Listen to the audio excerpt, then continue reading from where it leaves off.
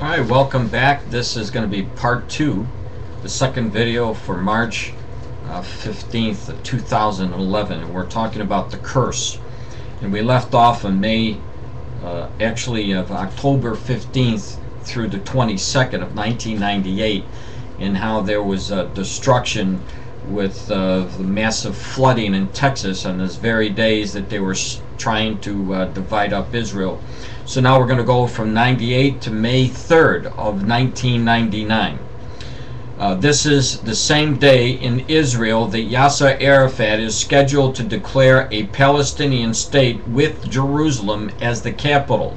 Again, Jerusalem was going to be the major problem in the last days. This is what Zechariah chapter 3 is all about, or part of it. And it said that Jerusalem was going to be a burdensome stone. And it definitely has been a burdensome stone. That prophecy has been fulfilled, and nations are coming against Israel because of the ownership of East Jerusalem. And that East Jerusalem is the holy site for the Jews, the Jewish nation. That's where the first and the second temple was, and it's also disputed because it's also the holy site for the Arabs, where they have the Dome of the Rock, where their prophet Muhammad was supposed to have taken up by a horse and went into heaven. And so let me read this. We got, again, just to refresh your mind, this is the same day that Israel and Yasser Arafat is scheduled to declare a Palestinian state with Jerusalem as its capital. The declaration is postponed to December 1999 at the request of President Clinton, whose letter to the Arafat encourages him for his aspirations for his own land. In other words, Clinton was given an encouragement to Yasser Arafat to get his own land within Israel. He also writes that the Palestinians have the right to determine their own future on their own land, and that they deserve to live free today, tomorrow, and forever.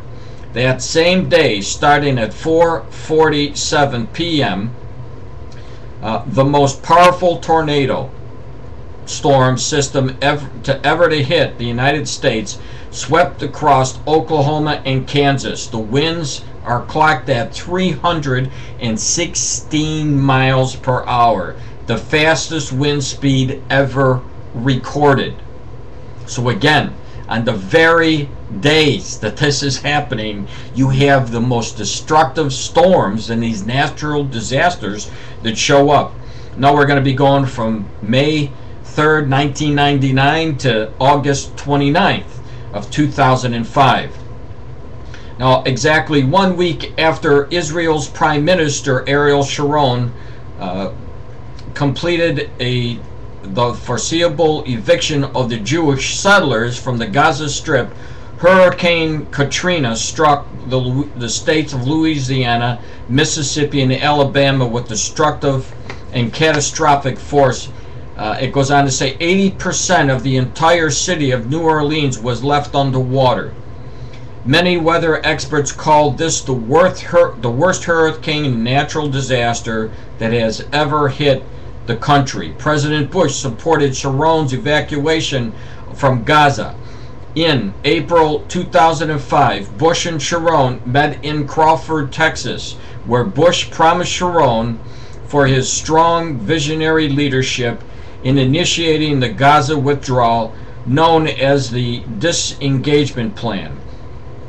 I strongly support his courageous, innovative, and disengaged from the Gaza and part of the West Bank, he said, referring to the withdrawal from more than 8,000 Jewish settlers from Gaza and 4 isolated West Bank settlements. So on the day that you have the Bush hooking up with the Prime Minister at that time, which was Ariel Sharon, pulling the people out of a land that God had given the Jewish people, you see again the Katrina, and everybody knows what happened Katrina, and it wasn't by an accident, I believe, that this happened at the same time that they were yanking people out of the Gaza Strip, the Jews out of the Gaza Strip. Now I'm going to go on. I have something that I posted. It's on my website. Instead of me giving it to you right here, I'm just going to run the video so you'll be able to hear what I had posted. And again, now we're going to speed up into 2010. The curse of the Lord. And this is from May 6th of 2010. And this is coming from my website, which I quote the news.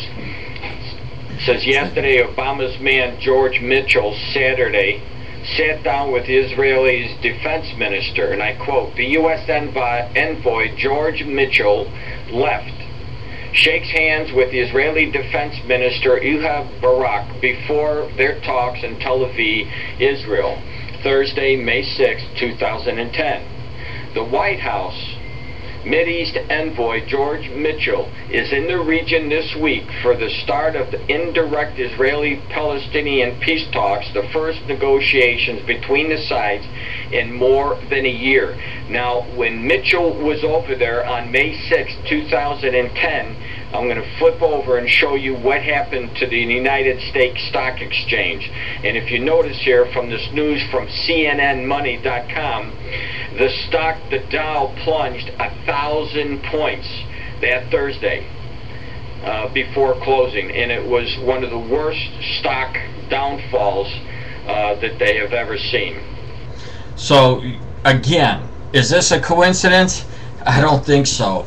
I mean, we're seeing economic disasters, we're seeing natural disasters. I mean, most of those are on the day that they're trying to do these things against Israel, or within the week. Now here's another one. If you'd like to Google this, go to Palestinian President Mahmoud Abbas is adverse to resuming direct Middle East talks in the near future despite the Obama administration's strong belief.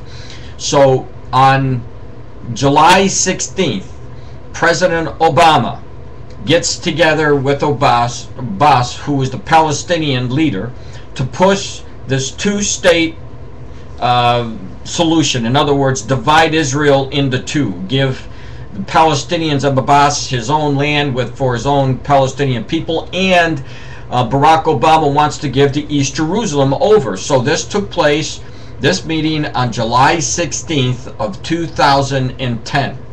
Now, on July 16th, 2010, when President Barack Obama was trying to get Abbas to go along with the peace process, Barack Obama was actually working to divide the land of Israel. On that same day, July 16th of 2010, there was a record-breaking earthquake that hit near the Capitol. Here's some news about it.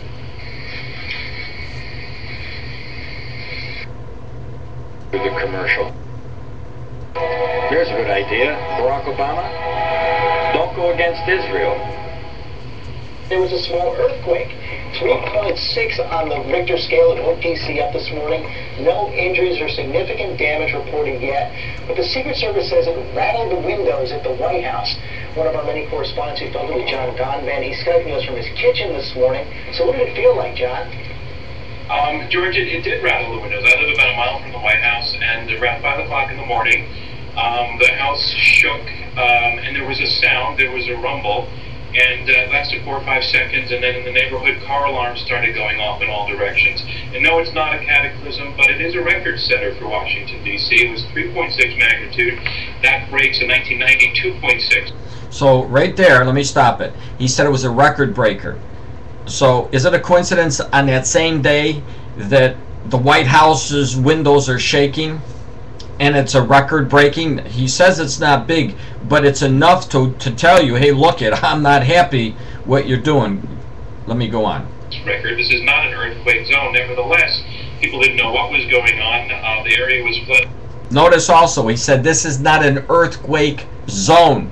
So we had an earthquake, which they normally don't happen. But we had one happen on the very day that Barack Obama is with Abbas and Prime Minister Benjamin Netanyahu trying to split up the nation Israel. Let me continue. With 911 phone calls coming in, and it was felt far away. It was felt in Pennsylvania, and it was felt in West Virginia, but the epicenter was the town of Gaithersburg, which is about 15 miles north of here in Montgomery County, Maryland. So, and I heard you got some advance warning in your house?